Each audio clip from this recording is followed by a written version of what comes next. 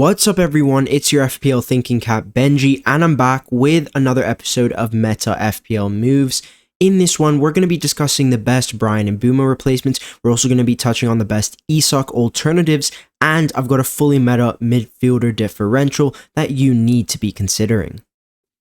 Thinking Cap activated.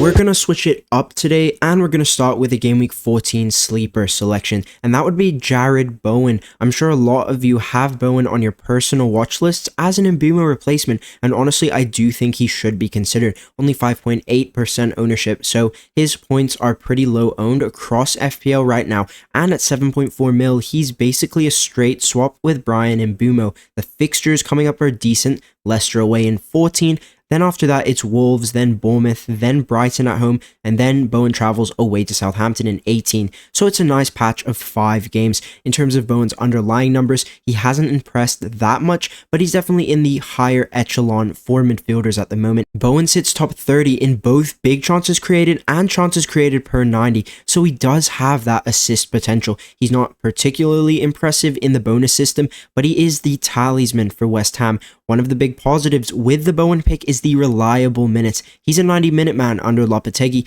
and he's the new club captain as well, so he's a great winter pick through the fixture congestion. His shot volume is actually really solid. Bowen is averaging 0.94 shots on target per 90, which ranks 16th out of all midfielders. His non-pen XGI, it's not that great, but considering how nice the fixtures are in the next 4, with Kudus back as well from suspension, I do think that Bowen has shown enough to be a viable option. My main concern with Bowen is the fact that West Ham are just pretty average this season, but I do expect them to pick up more points across the next couple than they have in the past, especially with Kudus back. That's a big factor because both Bowen and Kudus link up really well on the pitch. West Ham's attack instantly becomes more deadly with both of them starting. Overall, I think Bowen is good value for his price point. I expect him to produce a sizable chunk of returns in the short term, and if you're looking for an Mbeumo replacement, he is definitely one of my favorite options. So we were just discussing Bowen as an Mbeumo alternative, and here's my shortlist of the most effective options to go for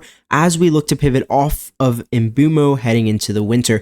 Obviously, Bowen is my current favorite actually, but I am considering some of the other options, especially with Alexander Isak out injured. We'll touch on him a little bit later in the video, but I do think that Gordon has some additional value now at 7.2. From an XGI perspective, Gordon is lacking, but if you look at the next 5, Liverpool, then Brentford away. After that, it's the 2 promoted teams, then a home fixture against Villa in 18. So I think Gordon looks to be a solid option from fixtures perspective.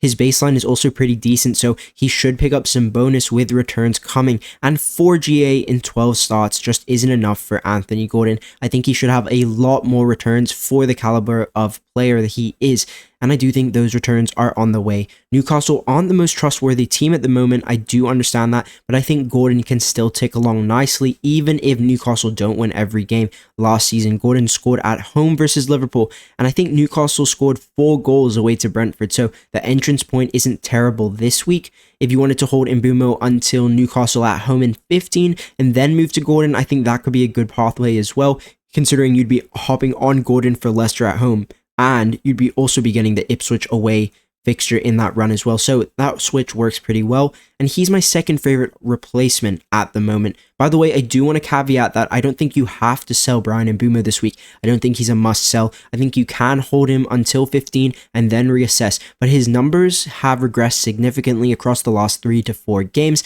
and I think it's perfectly acceptable to sell him now. Another good option is Eberechi Eze, but his immediate fixtures aren't the most appealing. Yes, it is Ipswich in 14, but in Game Week 15, he's got City at home, and in the next 4, he's also got Arsenal at home and Bournemouth away. So for sure, it's not an easy run for Palace coming up, but he's got the highest baseline in this shortlist, and I think the Palace fixtures get really nice around, I think it's Game Week 19 and onwards, so I am considering Eze, but there is a concern with how poorly Crystal Palace are playing, and Eze is not a minutes monster by any standard. He's very prone to injuries and probably not worth the risk for investment. That leaves only the Spurs lads and Kairu Matoma left. 3 options which I do think are decent, especially Brennan Johnson, who's producing 0.7 non-pen XGI per 90 this season, and he's produced 7 GA, so it's great value for the price point, but the benching in the City game does put me off a little bit with BJ. His X minutes aren't entirely safe, and whoever I do get in that Mbeumo spot,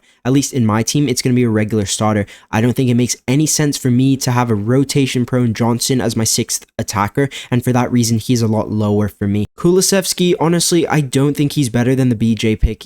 Yeah, he's a little bit cheaper, but if you're going down from Mbeumo, money really shouldn't matter, and I just think Johnson is going to score you more points, he's going to get you more goals than a Kulusevski will, so if you want a Spurs mid, then Johnson is my preferred option, but Kulu is offering some decent value at 6.3. If you do have a good gut feeling with him, then I wouldn't honestly hate it. Mitoma, I think most of us have João Pedro in our teams, and I don't rate Brighton's attack that highly for me to be doubled on that.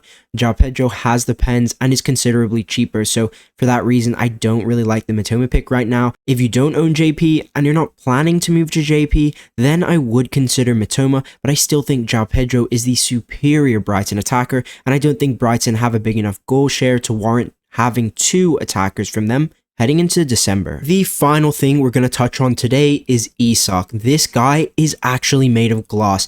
I swear to God, he cannot stay fit for more than a month, and it's so frustrating for me because I brought him in only 3 weeks ago, but there's no time for me to cry about it because the GameWeek 14 deadline is very, very soon. I think it's a Tuesday next week, so there's no time for me to whine about it, and I've collected my favorite forwards to transfer in at the moment. I have left a couple out like Raul Jimenez from Fulham, obviously Erling Haaland, but I've chosen the guys who will be on your personal radars, and my number 1 is actually Nicholas Jackson. If he does get through the Aston Villa game without picking up the 5th yellow card, which would see him suspended for Game Week 14. Jackson's data, it's on fire this season. He ranks joint top of non-pen XGI per 90, and he's got the highest post-shot XG total out of all 7 forwards. Post-shot XG is a finishing skill measurement, so what we can actually take out of that stat is that Nico has improved in clinicality. He's returning serious output this season, and with an away trip to Southampton next, who will be without Harwood Bellis,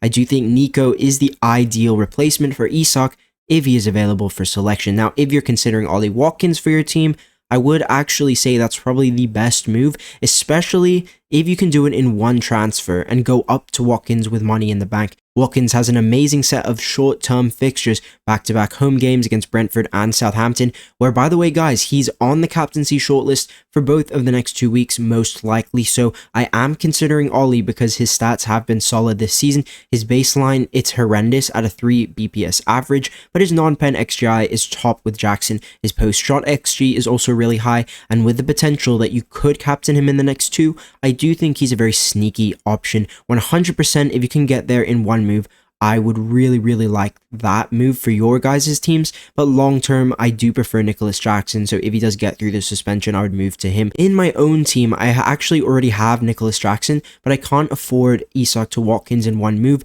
so I am debating whether to take a hit this week for Ollie, but I think a -4, it's just too big of a risk because, guys, there is doubt with Watkins' minutes in Game Week 15. He's got a big Champions League match between 15 and 16, so we could see John Duran get one of the next 2. And I think with how the schedule is set up, it's likely to be the Southampton game that Watkins misses out, which is arguably the better fixture of the 2. Overall, though, Watkins, he's a minutes monster. Emery has been shaving his minutes all season for a specific reason, so I wouldn't be surprised to see a Watkins get, 2 starts in the next 2 and a solid 75-80 across both matches, but I do think there is a high probability he won't get Southampton, which is why I'm assessing some of the cheaper options. Could it be a Jamie Vardy party in Game Week 15? Goal threat volume has been disappointing with Vardy, but with Ruud van Nistelrooy coming in, I am expecting some kind of bounce, some form of manager bounce, at least in the home fixtures.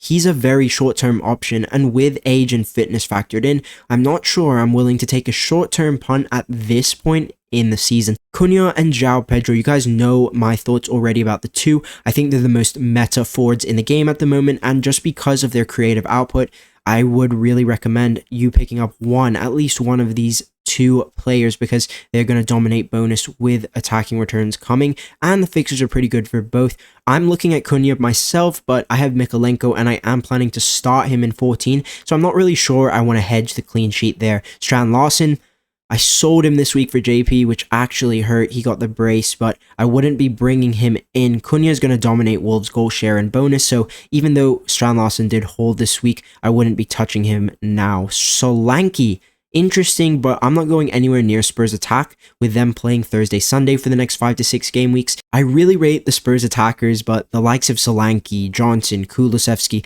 they're not players I'm looking to go to because of fixture congestion. With the Europa League schedule, I do think Spurs will be one of the most heavily affected squads, and therefore I'm out. If you've enjoyed the video, then make sure you give it a like, hit that subscribe button, and I'll see you in the next one. Peace.